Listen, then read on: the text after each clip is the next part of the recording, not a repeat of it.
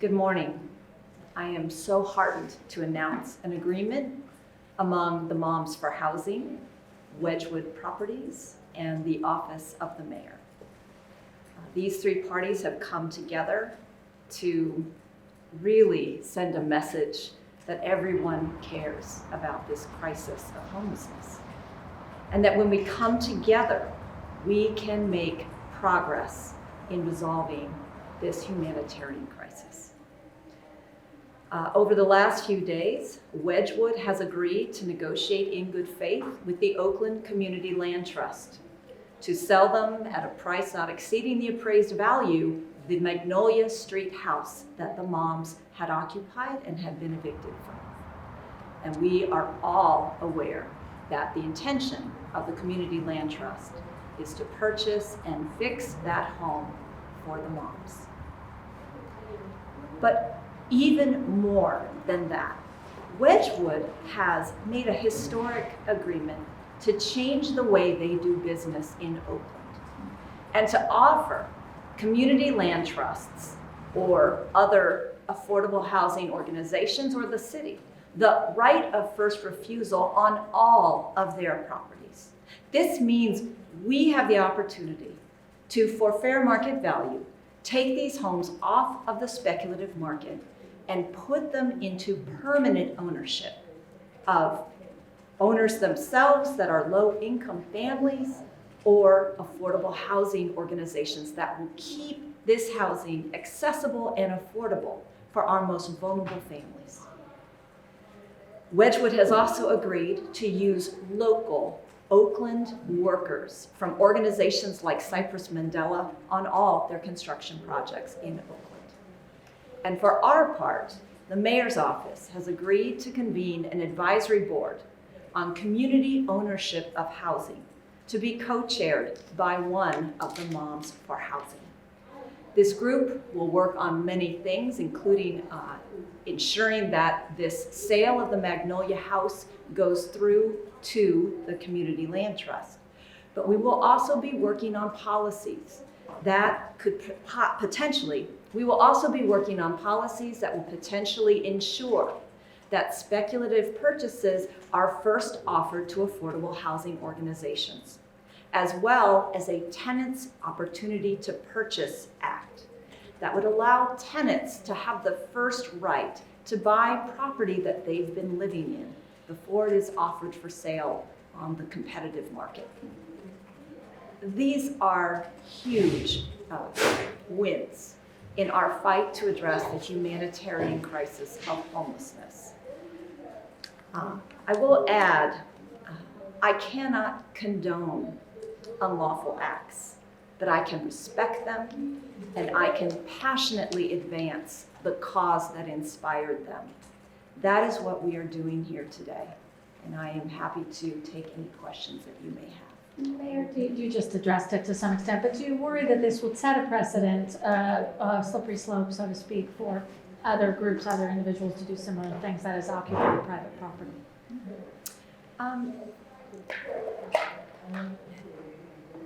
We are not here to condone unlawful acts, but we are here to respect them and to passionately advance what inspired them, and that is this housing crisis.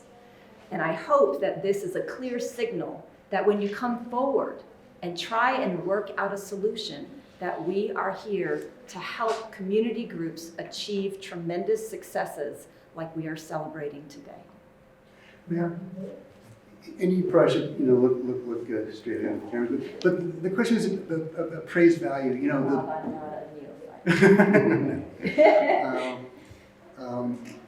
The cost of the houses, appraised value, whatever. It's still a lot of money, and I'm just wondering, is there a point where it's just even at a deal, it's still too rich for a nonprofit just to handle? The cost of housing is a clear problem with the state we find ourselves in. The cost of housing is one factor in our homelessness crisis. And that's why we're working on many fronts, not only around this first right of refusal and Tenants' Opportunity to Purchase Act, but also to create more supply through policies like SB 50, as well as to create new sources of affordable housing purchase money. And that is something that the voters, I believe, will have an opportunity to weigh in on this November, when for the first time, the Bay Area as a region will be bringing forward an affordable housing bond measure. Yeah, I know, but in the here and now, with the like say the Magnolia House, praise God, it still could be a lot of money, is what I'm saying. Maybe not as much as they could actually get on the open market, but still a lot of money. And I'm wondering if the nonprofits can handle, those kinds of prices. When we work in partnership, we can accomplish great things. And part of why the Community Land Trust believes it can purchase the Magnolia property at fair market value is because the Oakland City Council, in its last budget, set aside specific funds only to be used by community land trusts. And that is for community ownership, not just affordable housing where low-income residents have guaranteed low rents. But community land trusts provide a path for low-income residents to actually own their own homes. And the city of Oakland is a partner in making that happen by setting aside a part of our affordable housing funds specifically for this purpose. Mayor, do you think that this can go beyond Wedgewood and other owners? Another commitment that Wedgewood has made, and I have made in partnership with them, is to sit down with other real estate organizations and ask them to make the same kind of pledge that Wedgewood has made. And that is, give us a right of first refusal. Give us the opportunity to first purchase your property, to put into the hands of affordable housing organizations or community land trusts or the government itself, so that we can preserve it as housing that is affordable for our most struggling families. We encourage everyone to consider taking this pledge, and that is our eventual goal is to make that the law, to require organizations to give a first right of refusal, particularly during this housing crisis. Can you explain just in a little more detail how this right of first refusal will work? First with Wedgewood, I mean, does this mean that anytime Wedgewood wants to buy a property in Oakland, first they need to offer it to the city?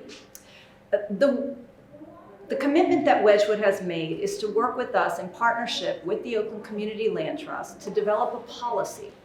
And that policy will likely provide a set amount of time for there to be a negotiation first with the land trust as well as potentially other affordable housing organizations. But once that time has expired and there is not either interest or capacity, then of course Wedgewood would be able to put that house or property on the market. But it gives us time. In this economy where we have tech workers that can make all cash offers with no contingencies, it is hard for nonprofits and government to compete with that speed of purchase. And so that is all we're asking for, is time and opportunity. Any idea how many properties this would apply to? No. I believe, I encourage you to call Wedgewood. I'm sure they'll be available to speak themselves. I believe it is around 20 properties at this time. Sarah. Mayor, I was wondering if you could give a little insight as to how everyone came to the table together in these negotiations. I was at the rally, Senator Wiener's rally a few weeks ago, where the mothers asked you why you weren't getting involved, or how they expressed how they felt. So I was wondering just kind of how it happened, and why did you decide to kind of do this? Okay. I have been extremely sympathetic to these mothers. I'm a mother myself. No one should go to bed at night without knowing that they will have a roof over their family's head. I believe that many of us were really drawn into this story. I did reach out to the CEO of Wedgewood at the same time he was reaching out to me. And we had a 1 hour conversation the first time we actually connected. At that same time, with the governor's visit, the Moms for Housing had requested a meeting with the governor.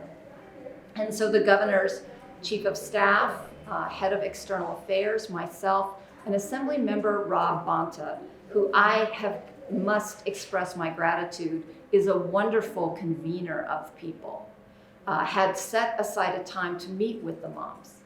Unfortunately, the moms were not available when we came to that meeting, but we met with Carol Fife, representing ACE, who has been working very closely with the moms, and that's where we started these negotiations.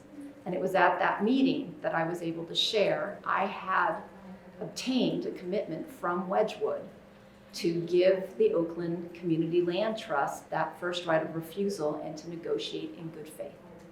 And that was a long and very amazing conversation with someone who I believe personally cares about this issue and wants to help provide good, healthy housing for our most vulnerable. Anything else? Could you also, do you have any comment on these unsanctioned tiny homes that the village is putting up on East 12th Street? Can you tell us like how long they might be allowed to remain? Okay. The City of Oakland has an encampment management policy. We assess each camp based on our criteria of safety, of health, of size, and location. We have been brought to court on 5 occasions to defend that policy, and every time we have prevailed. The courts have found that the City of Oakland's policy is fair, reasonable, and lawful. And we will not treat this encampment any differently than we treat any other encampment. We will assess it based on that criteria and move forward accordingly. Sorry, Mayor, what does this mean for the future of the Oakland Land Trust? Does that mean it gets more resources, it gets more funding, since it seems like it is now going to become the middleman between the city and these companies, these real estate management? Yeah.